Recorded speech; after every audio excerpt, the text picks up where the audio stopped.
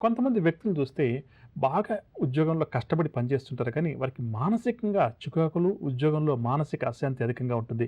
వారు ఆఫీస్‌కి వెళ్ళాలి అని చెప్పి అనుకుంటేనే భయపడిపోయే వాళ్ళు కూడా చాలామంది ఉన్నారని చెప్పవచ్చు.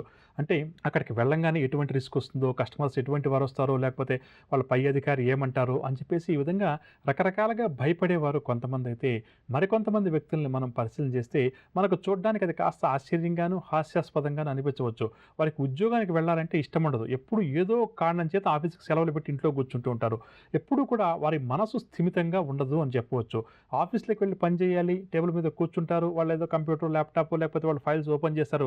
వారి మనసు ఎక్కడికో వెళ్ళిపోతూ ఉంటుంది. దీనివల్ల ఏమవుతుందంటే మనసు ఒక చోట, శరీరం ఒక చోట ఉండి మనం ఏ కార్యక్రమం చేసినప్పటికి కూడా అందులో రాణించలేమని చెప్పవచ్చు. తాత్కాలికంగా మన గ్రహస్థితి బాగున్నప్పుడు మనం సరిగ్గా పనిచేస్తున్నామా లేదని మన పై అధికారి గమనించలేకపోవచ్చు గానీ, మొత్తం మీద చూస్తే మాత్రం మన పని యొక్క తీరు ఏ విధంగా ఉంది? మనం ఎంతవరకు ఉద్యోగంలో రాణిస్తున్నాము? మన అవసరం సంస్థకు ఉందా? లేదా? అన్న అంశాన్ని ఖచ్చితంగా కూడా మన పై అధికారులు గమనిస్తూ ఉంటారు. కాకపోతే ఏంటంటే, వారు కూడా కొంతవరకు అంటే అవకాశం కోసం వేచి చూస్తుంటారు. దీన్ని కొంతమంది ఏం చేస్తారంటే అలుసుగా తీసుకొని ఉద్యోగానికి సరిగ్గా వెళ్ళకుండా డుమ్మాలు కొట్టడం, లేకపోతే వెళ్లి అక్కడ పని చేస్తూ ఉన్నట్టు నటించడం. మరికొంతమంది వ్యక్తులను చూస్తే పని ఒత్తిడిని తట్టుకోలేక అంటే బాగా వర్క్ ప్రెషర్ ఎక్కువవడం వల్ల కొంతవరకు నిరాశ నిస్పృహలకు లోను కావడం, మరికొంతమందికి కొంత అనారోగ్య సమస్యలు రావడం కూడా మనం అధికంగా చూస్తున్నాం. అంటే ఉదాహరణకు అందరికీ అర్థం అంటే ఈ మధ్య కాలంలో అందరికీ అర్థమవ్వడానికి ఐటీ ప్రొఫెషనల్స్, సాఫ్ట్‌వేర్ ఇంజినీర్స్ గురించి చెప్పొచ్చు. వారు చూడండి 24 గంటలు కూడా పనిచేస్తూనే ఉంటారు.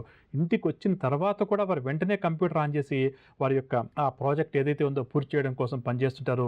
అదేవిధంగా ఒకవేళ ల్యాప్‌టాప్‌లో, కంప్యూటర్‌లో పని చేయకపోతే ఫోన్ తీసుకొని వారి కొలీగ్స్ తోటి మాట్లాడుతుంటూ కూడా